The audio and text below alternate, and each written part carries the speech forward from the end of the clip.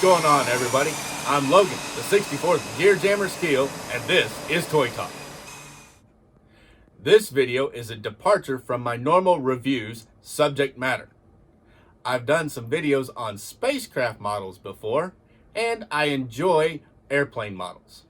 So I want to review some of them, starting with a Vought F-8 Crusader in 1/72nd scale by Century Wings. Every week, I release new videos on diecast and resin models. But unlike the rest out there, I give some history of the model or the company that makes the model. So make sure to hit that red subscribe button and ring the bell next to it so you don't miss a single one of my future videos. Scale, it's a tough battle for us collectors because different categories of vehicles are made in different scales. Sometimes we have to mix scales that are close enough to fill out our dioramas. To figure out which items are most dominant in which scale, grab my free report at the link in the description down below. The Vought F-8 Crusader was a single-engine, supersonic, carrier-based jet aircraft. It was developed to meet the needs of the U.S. Navy for a top speed of Mach 1.2. This was to compete with the Russian MiGS that we were encountering during the Korean War. The Marine Corps used this aircraft as well. One of the Marine Corps wings to fly this plane was VMF 333, the Fighting Shamrocks. On February 1st, 1966, the squadron was redesignated as Marine All-Weather Fighter Squadron 333, with the adoption of the all-weather versions of the F-8 Crusader, which they only flew for a few months before they transitioned off to the F-4 Phantom II. And that's when they became VMFA 333, or Marine Fighter Attack Squadron 333. And they did that on June 20th, 1966. The Fighting Shamrocks flew in World War II, the Korean War, the Vietnam War, and Operation Desert Storm. The squadron was deactivated effective March 31st, 1992. This is the 1/72nd scale F-8 Crusader by Vought Aircraft. It was made by Century Wings as the model maker. Vought made the real aircraft. Century Wings was the premier 1/72nd scale aircraft maker. There are others, including Hobby Master, who have surpassed them, but at the day, Century Wings was top. Their packaging was very simple. It was a black box with an open lid so that you could see the model. And when we'll close this up so you can see. And then it has the information about the plane. This was the F-8E Crusader for the U.S. Marine Corps, VMF AW 333, the Fighting Shamrocks, in 1967. And then they show off the tail paint job for them, which is where most planes in the American, which is where most American planes actually show off their insignias on their tail. Now let's go on and open this box up. Oh, another note, it was Century Wings item number 601482. They made a really nice plane here. They put a good weapons complement, and then they made a really nice box to hold it all. Also, they give you a clear display stand. Not a display case, a display stand to hold the plane up. So you can show him off either there it is. You can show it off in a flying position, either with the gear up or with the gear down as if he had just taken off. Very nice. And then inside this box here, you can see the directions for how you put your landing gear, how you can put the display base up. You can also, it gives you your different weapons that you can put on and the different weapons complement you can have. And it's got your landing gear, etc. You've got MK-32 Zuni rockets AIM-9 sidewinders and AIM-9 sidewinder singles and doubles.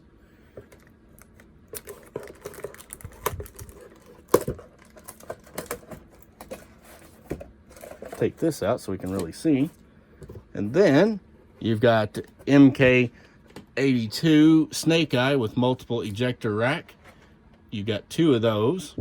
And then you've got more of the same weapons that were on the other side of the plane. Very nice weapons. And the weapons are in that one piece inside the flap. They really go all out to make a nice aircraft.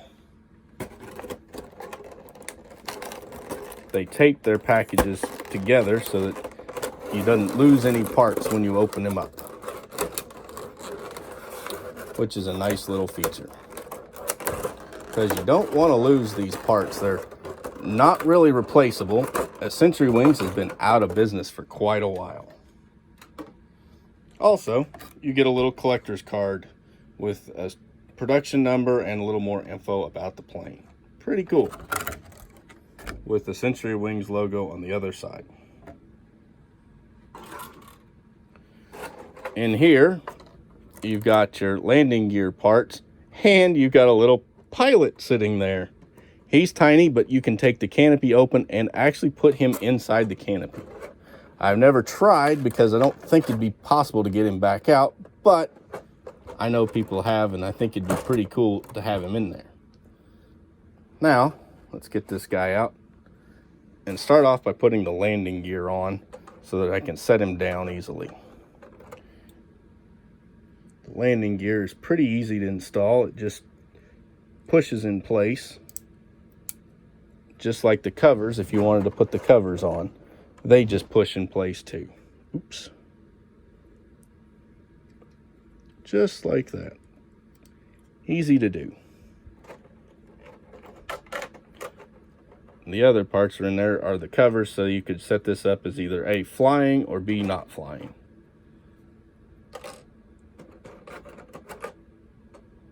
And actually,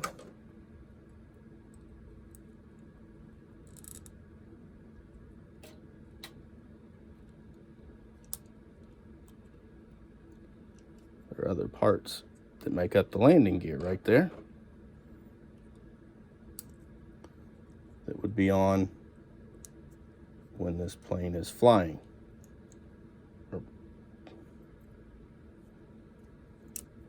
Or that would be there if you were setting this plane up without it.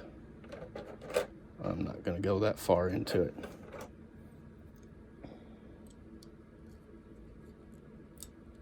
Because you get the idea. And we'll set this out of there and set this down. All right, now let's pick him up and hold him up closer so you guys can see him.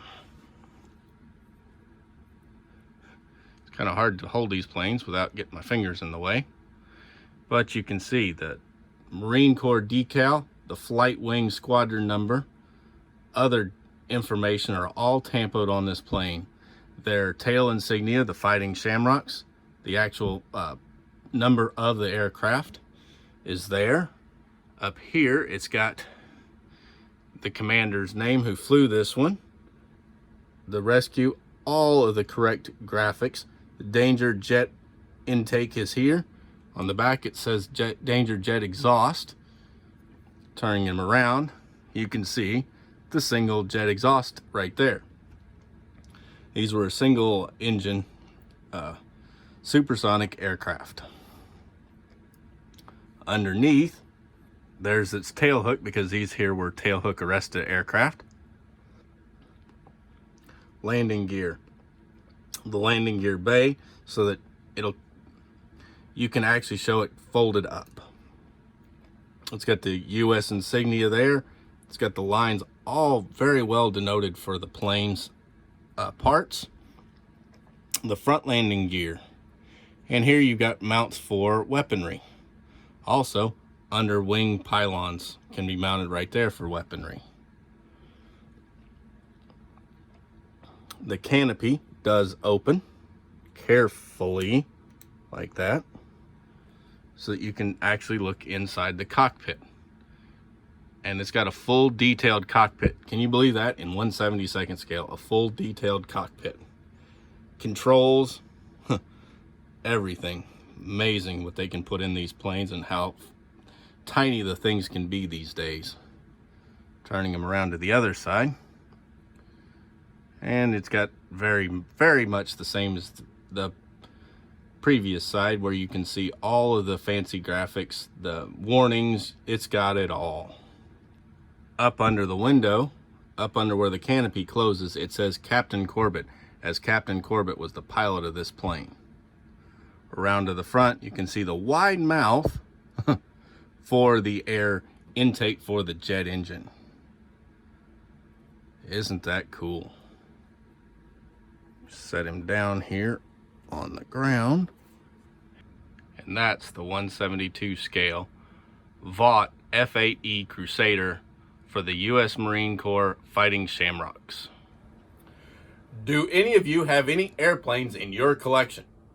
I have found that the 1/72nd scale airplane models actually fit fairly well with my 64 scale diorama.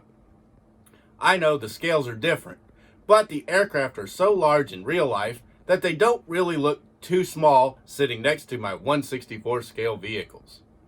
And besides, it's quite hard to find true 64 scale aircraft replicas anyway. Talking about the different scales, I made a report on scale, and it talks about the different scales that are used and what models are available in the different scales. So please go on and grab your free copy down at the link in the description below. And as always, please like, comment, subscribe, and ring that bell to get notified of all of my future videos. And please go on and share this video with your friends on your social media. Thanks for watching. I'm Logan, the 64th Gear Jammer Skeele, and this is Toy Talk.